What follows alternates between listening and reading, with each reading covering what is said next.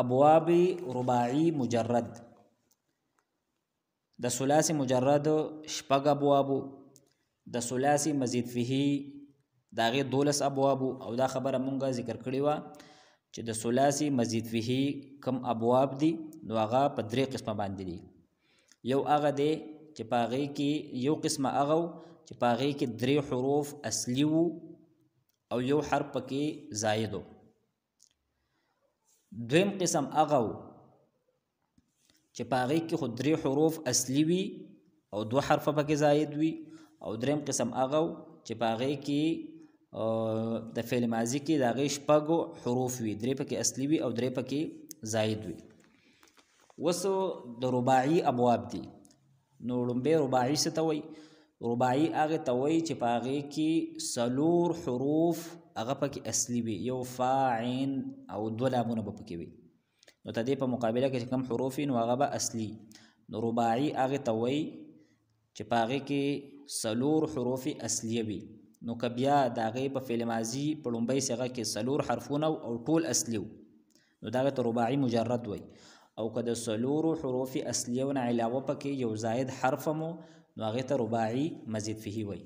نو د رباعي مجرد صرف یو باب دی، باب فعلله، او د رباعي مزید فيه درې ابواب دي، تفعلل، افعنلال او افعلال. تفعلل، افعنلال او افعلال بشد سره. که افعلال وي نو هغه بیا ثلاثي مزید فيه دی، کم گردان چې مونږ وایو احمر یحمر احمرارا، خدا افعلال دی. نو لومبه باب دی د رباعي مجرد یو باب دی او هغه څه دی فعلله، لکه دحرجه. نو ته دغه علامت ذکر کړی دی چې د دې په ماضي کې څلور حروف وي او څلور ونه پکې اصلي وي. نو دلته په دې کې هغه قانون جاری کیږي مخکې مونږ ذکر کړو چې د کم باب په فعل ماضي کې څلور حروف وي، خوا که څلور ونه اصلي وي یا درې پکې اصلي وي یو پکې زائد وي، نو ته دغه باب کم فعل مضارع معلوم ده نو دغه په فعل مضارع معلوم کې با حروف اتین دا به مضموم وي. لکه درې بابونه مخکې مونږ ذکر کړی وو، باب افعال، تفعیل، مفاعله. نو یو څلورم باب پکې دا باب فعلله دی. نو د دحرجه تدې په فعل ماضي کې څلور حروف دي، نو تدې چې کومه مضارع معلوم ده په هغې کې به علامت د مضارع دا به مضموم لکه یدحرجو. نو بیا گردان دی دحرج یدحرج دحرجة فهو مدحرج ودحرج يدحرج دحرجة فذاك مدحرج لم يدحرج لم يدحرج لا يدحرج لا يدحرج لن يدحرج لن يدحرج الامر منه دحرج. دا مونږ دو تدحرجونه جوړ کړی دی، تا علامت د مضارع ته حذف کړه نو بیا دال متحرک او د اخر نم ساکن کو. دحرج لتدحرج ليدحرج ليدحرج والنهي عنه لا تدحرج لا تدحرج لا يدحرج لا يدحرج والظرف منه مدحرج مدحرجان مدحرجات. تدې باب هم چې کم گردانونه دي نو هغه بالکل واضح دي، په هغې کې څه مشکل نشته دی.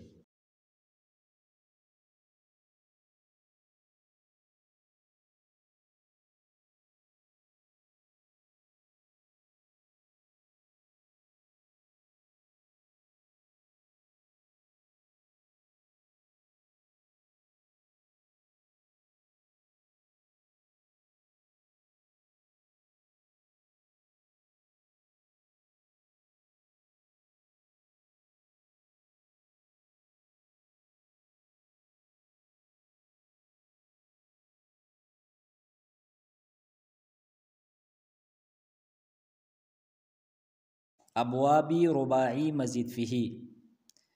نو څنګه چې مونږ دا خبره ذکر کړه چې تدې درې ابواب دي. نو لومبه باب دی باب تفعلل لکه تدحرج.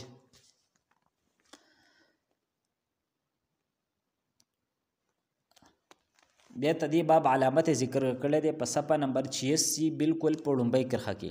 علامت اس باب کی علامت یہ ہے کہ اس کی ماضی میں 5 حروف ہوتے ہیں، څلور پکې اصلي دي او یو پکې زائد دی. سلور پکې اصلي دي ځکه چې دا رباعي مزید فيه دی. نو د رباعي مطلب دا دی چې باغې کې به سلور حروف اصلي وي او یو حرف پکې زائد دی او هغه زائد حرف پس وي چې کم یو د باب تفاعل الباب وي نو هغې په شروع کې به تا دا به زائد وي. نو چې تدې په شروع کې تا زائد ده نو دینه دا خبره معلومه شو چې په دې کې بعد د تای زائده متریده قانون جاری کیږي. مخکې مونږ ذکر کړو تای زائده مطلب دا دی چې تا زائد وي د فاعین او د لام په مقابله کې نه وي او متریده معنی باندې چې هغه د باب په ټولو ګردانونو کې موجود وي. نو چې د کم باب په شروع کې دغه تا وي نو تدغه بابو په مضارع معلوم کې با د اخر نه مخکې حرفو د مفتوح وي او مونږ دا خبره ذکر کړې و چې داسې درې ابواب دي. یو دی باب تفاعل او بل تفاعل او دریم دی تفاعلل.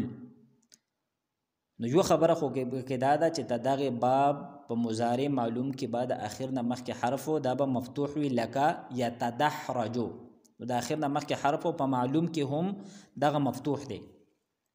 او دویمه خبره پکې دا ده چې د دې باب په مضارع معلوم کې چې کله دوه تاګانې جمع شي او دا په اتو صيغو کې جمع کېږي شپږ د حاضر کې او یو د واحد مؤنث غایب صيغه او د تثنیه مؤنث غایب صيغه نو په دغه دوه تاګانو کې د یوې تا حذف کول دا جایز دي. نو چې دا خبره زموږ په ذهن کې وي نو بیا ګردان دی تدحرج يتدحرج تدحرجا فهو متدحرج وتدحرج يتدحرج تدحرجا فذاك متدحرج لم يتدحرج لم يتدحرج لا يتدحرج لا يتدحرج لن يتدحرج لن يتدحرج الأمر منه تدحرج لتتدحرج ليتدحرج ليتدحرج والنهي عنه لا تتدحرج لا تتدحرج لا يتدحرج لا يتدحرج والظرف منهم متدحرج متدحرجان متدحرجات. بیزم ماضی معلوم گردان دی صرف کبیر تدحرج تدحرجا تدحرجو تدحرجت تدحرجتا تدحرجنا تداخره پوری بید مجهول تدحرج تدحرجا تدحرجو تدحرجت تدحرجتا تدحرجنا. نو دا بالکل واضح دی او آسان دی په دې کې څه مسله نشته لري. ټول بابونه گردانونه دای لیکلي هم دي او کما د فائدې خبره پکې و نو هغه مونږه د الله په توفیق سره ذکر کړه.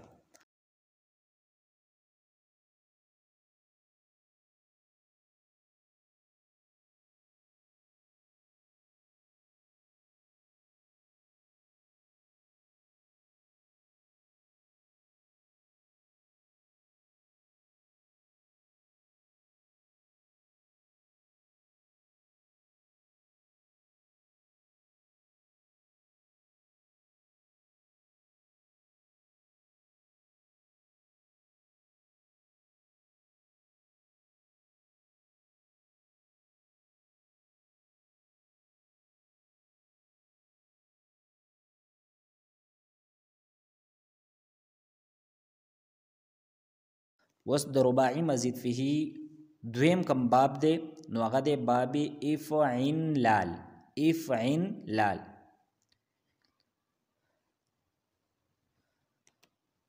افعن لال لکا احرنجام نو تدی علامت سره چې تدی په ماضی کې شپږ حروف وي سلور پکې اصلي وي او دو پکې زائد وي. هغه زائد بسوي په شروع کې به حمزه وصلی زائد وي او په سلورم ځای کې به پکې نون زائد وي. دا تدی باب علامت هم دی او دا دو حروف پکې زائد وي. بیا گردان دی احرنجم يحرنجم احرنجاما فهو محرنجم واحرنجم يحرنجم احرنجاما فذاك محرنجم لم يحرنجم لم يحرنجم لا يحرنجم لا يحرنجم لن يحرنجم لن يحرنجم الامر منه احرنجم. دا موږ جوړ کړی دی دو تحرنجمون الامر منه احرنجم لتحرنجم ليحرنجم ليحرنجم والنهي عنه لا تحرنجم لا تحرنجم لا يحرنجم لا يحرنجم والظرف منه محرنجم محرنجمان محرنجمات. تدی باب هم کم گردانونه دي هغه اسانم دي او بالکل واضح دي.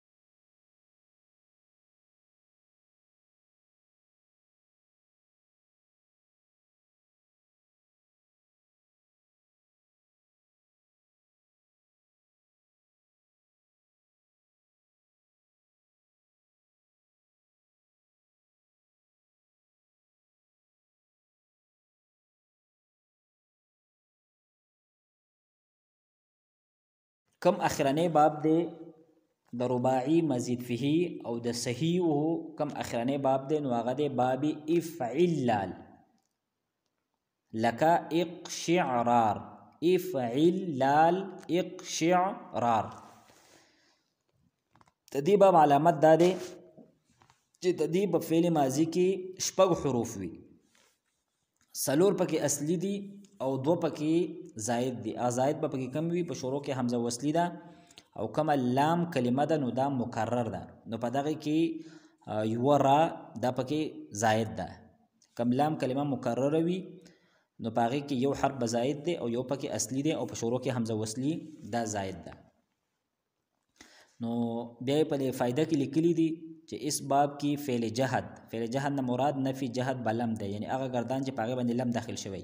فعل امر اور فعل نهی کے صیغے باب افعلال کے فعل جہد، فعل امر اور فعل نهی کے صیغوں کی طرح ہے، چونکہ تدی باب کما مضارع معلوم ده چې کما مضارع ده نو پاغي کې لام کلمه دغه مشدده ده، نو چې کله لام کلمه مشدده ده نو تدی هغه پنځه صیغې چې پاغي کې په اخر کې پیش وي، نو چې کله په دغه باندې مونږه لم داخل کو، لام امر په داخل کو، لای نه په داخل کو، یا د امر حاضر معلوم کم د واحد مذکر حاضر څخه مونږ جوړو، نو پاغي کې بعد د غدرې وجه ویل جایز وي، فتحه ویل، کسره ویل او بغیر د ادغام نه ویل.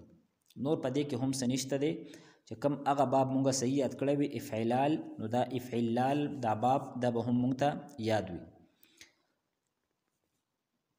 نو تدې گردانی بیا ذکر کړی دی اقشعر یقشعر اقشعرارا فهو مقشعر واقشعر یقشعر اقشعرارا فذاك مقشعر لم یقشعر. نو دا وسو لم په داخل شوی دی، نو په دغه کې درې وجه جایز دی، لم یقشعر، لم یقشعر، لم یقشعرر.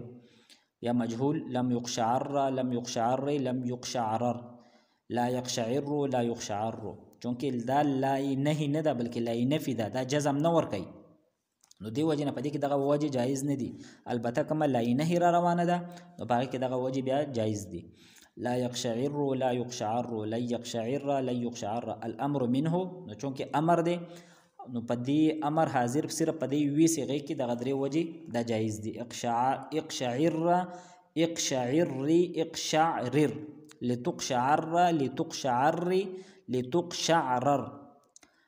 بیا امر غایب کوم لومبۍ صيغه ده په دې صرف صغیر کې، نو په دې کې هم دغه وجه جایز دی. لیقشعر، لیقشعر، لیقشعرر، لیقشعر، لیقشعر، لیقشعرر. والنهي عنه لا تقشعر، لا تقشعر، لا تقشعرر، لا تقشعر، لا تقشعر، لا تقشعرر، لا يقشعر، لا يقشعر، لا يقشعرر، لا يقشعر، لا يقشعر، لا يقشعرر. والظرف منهم مقشعر، مقشعران، مقشعرات. بیا ماضی معلوم گردان دے اقشعر، اقشعر، اقشعر، اقشعرت، اقشعرتا. په دې پنځو صيغو کې با د را مشدد وی، لکه څنګه چې په باب افعلال کې مخکې مونږه ذکر کړو، نو پاغي کې هم دا خبره مونږ کړې و چې پاغي کې با د غرا دا به مشدد وي، او تدینه علاوه د جمع مؤنث غائب نه ولا تر د اخره پورې د صيغې دا به بغیر د ادغام مونږ وایو. اقشعررنا، اقشعررتا، اقشعررتما، اقشعررتم، اقشعررتي، اقشعررتما، اقشعررتن، اقشعررت او اقشعررنا، اقشعررنا. یا ماضی مجهول اقشعر، اقشعر، اقشعروا، اقشعرت، اقشعرتا، اقشعررنا. دا هم د اخره پورې بیا د بغیر د ادغام نه دي. بیا مضارع معلوم گردان یقشعر، یقشعران، یقشعرون، تقشعر، تقشعران، یقشعررن تر د اخره پورې. نو په دې کې هم د جمع مؤنث غائب او د جمع مؤنث حاضر دا کومه صيغه ده، نو دا د بغیر د ادغام نه ده او دا نورې به سره د ادغام وي، یعنی را کلمه به دا را به پکې مشدد وي. بیا مجهول یقشعر، یقشعران، یقشعرون، تقشعر، تقشعران، یقشعررن، تقشعر ته د اخره پورې. نو په دې کې هم جمع مؤنث غائب، جمع مؤنث حاضر دا بغیر د ادغام نه دي. بیا اسم فاعل مقشعر مقشعران مقشعرون مقشعرة مقشعرتان مقشعرات، او بیا اسم مفعول مقشعر مقشعران مقشعرون مقشعرة مقشعرتان مقشعرات. بیا د ثقیلی گردان د خفیفی گردان نو دا ټول واضح دی. بیا کم فعل جهد معلوم دی او مجهول دی نو په هغې کې د کومو پنځو صیغو په آخر کې پیش دی نو په دغه کې درې وجې په معلوم کې هم جایز دي او په مجهول کې هم جایز دي. دقه شانتي په فعل امر په صیغو کې او د فعل نهي په دغه پنځو صیغو کې دغه درې وجې ویل دا جایز دي. د هغې په دغه صیغو کې فتحه ویل، کسره ویل او بغیر د ادغام نه ویل. نو انشاءالله تعالی کم آینده درس دی نو په هغې کې به مونږ بیا د مثال د هغې ګردانونه شروع کوو. نو د صحیح کم ګردانونه دي نو هغه د الله پاک په توفیق سره سرته ورسېدل.